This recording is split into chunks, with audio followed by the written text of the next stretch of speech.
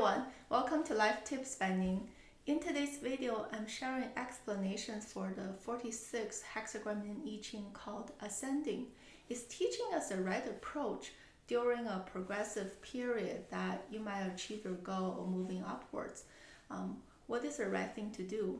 And the answer lies in the image of this hexagram, because the external triagram is earth and the internal triagram is wind.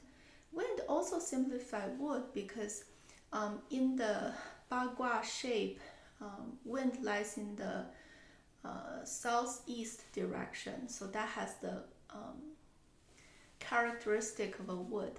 So combining the two, it means a seed starting from underneath the ground and eventually sprouting through the earth, becoming a little sprout, and over time it becomes a big old tree. So that's the ascending progress. So how should you manage this progressive period? The first wisdom is about following nature and following trend rather than kind of break up the steady progress and rushing into things or taking shortcuts. Because like how a tree grows into a big tree, that should follow the rhythm of the season. Specifically, spring and summertime, that's its fastest growing period. Follow it, that's your time to shine. Then the time is very supportive of your growth. However, when you transition to the fall and winter time, that's when the leaves are all shedding. You need to preserve your energy, and that is not the right time to move. So the teaching for ascending is about wait for the right moment to act. Do not rush it or act inappropriately in a very untimely period or stage. That will cause a lot of havoc. That's unnecessary. And the second teaching of this hexagram is steady progress. Do not rush it. When the tree grows up, it just takes time. It's slowly accumulating energy to be healthy because the rooting system needs to be strong. If you're rushing things or taking shortcuts, you might have a crooked tree when it grows up, or it has all kinds of hidden health problems. So the teaching there is don't rush it, take your step. Do a very steady step-by-step progress, and eventually the final outcome will be more sustainable and in a healthy way. And the hexagram also has this wording of it's very beneficial to head south. Why is that? Because the wind triagram in the bagua shape, bagua is just an arrangement of the original 8 triagrams. The wind triagram sits in the southeast direction, whereas the earth triagram sits in the southwest direction. So in order to move from southeast over to southwest, you're gonna pass the south, the fire triagram. So it's saying it's very beneficial to follow the natural course of progression and head to the south direction. It's very favorable. And another distinction for the hexagram description, it says you will meet somebody who's above you, who might be a mentor and give you immense support and help. But that's not a guaranteed. Who's gonna drive this result? You'll have the opportunity, a great chance to connect with a person above you. But either you might get rewarded, get recognized for your talent and move up, or you might miss out on this chance. 100% depends on you. You need to have this patience, have this sincerity, humility to showcase who you are, rather than rushing it or fluffing things with external flattering stuff versus focusing on your inner truth and inner self. So that's the teaching of this 46 hexagram. In terms of individual lines, we can start with the first one. This is a beginning stage, meaning you might be a new beginner, newcomer, or a starting stage of some endeavor. So it's actually the end result is supreme positivity. The reason is You're able to showcase yourself, your true self, without hiding anything, and your sincerity will touch that person above you. And it's a naturally formed mentorship or support. That way, in the beginning stage of anything, it's super, you get all the support you need, and everything will go as smoothly as possible. So it's a very positive and supremely fortunate outcome. The second line is a good one too. This one is like, I'm a little better progressing, but because my second in position, I might not have enough resources or external wealth to flatter or brag about. But what makes me different is my inner truth.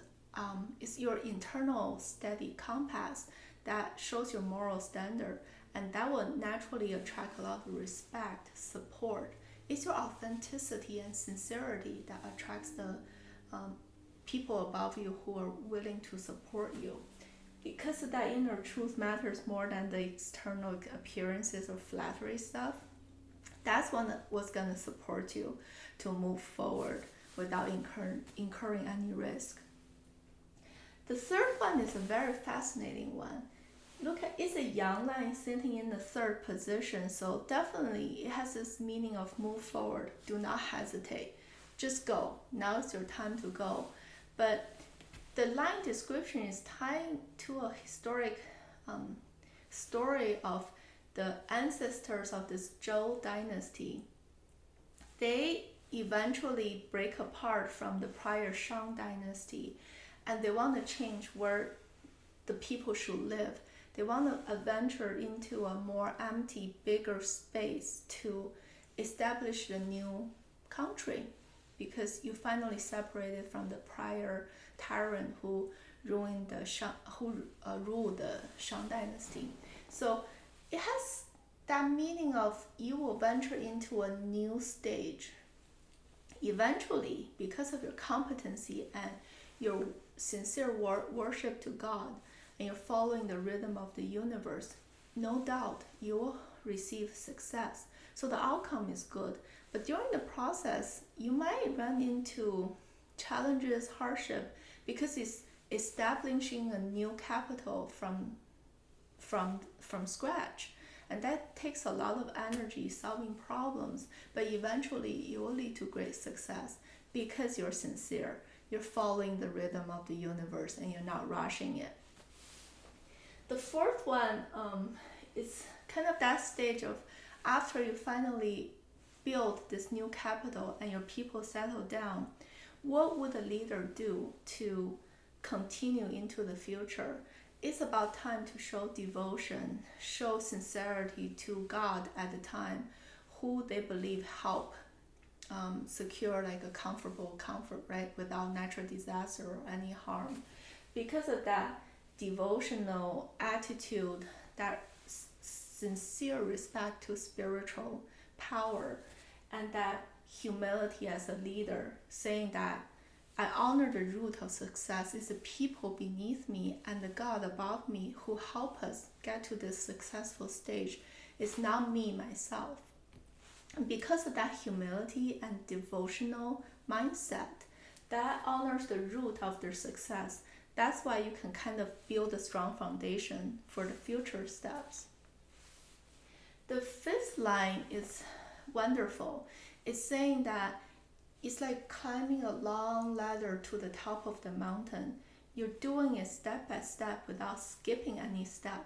So you're building a very strong and steady foundation, and you have the patience to take the entire long process.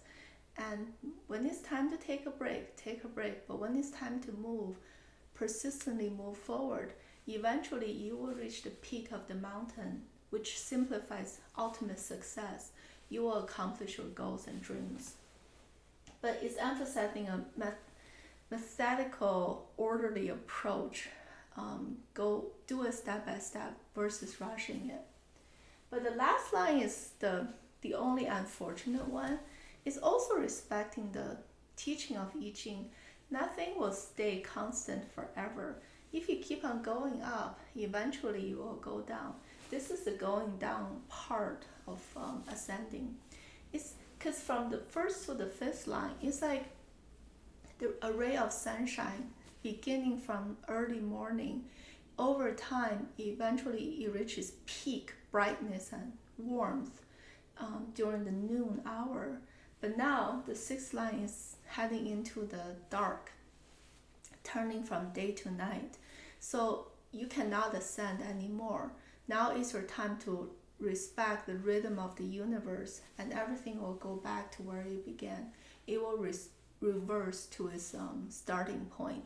So you might actually incur some loss because all of this external reputation, fame, and wealth you accumulated over your lifetime, nobody can take it with them at the time you transition to the next phase. Your physical body dies. So this kind of has that kind of a connotation and meaning, saying that give up on those flashy external stuff. You cannot take them away with you. Now it's time to stop ascending, grabbing, being more, having more desires anymore. Now it's time to just hold back your ambition and focus on your inner self and how can you grow emotionally. It's kind of this body and soul separation. Stop the bodily pursuit and focus on your inner soul and emotional well-being, and wait for the right time, because things will circle back to its original spot again. So you might not have a lot of the worldly perceived rewards. You might lose it if you land on this line, but it's teaching you inward facing, inward self-reflection, and that will kind of prepare yourself to kind of transcend your soul into the next level down the road. So that's the teaching of this 46 hexagram ascending. I hope you guys enjoyed it, and I will see you next time. Bye.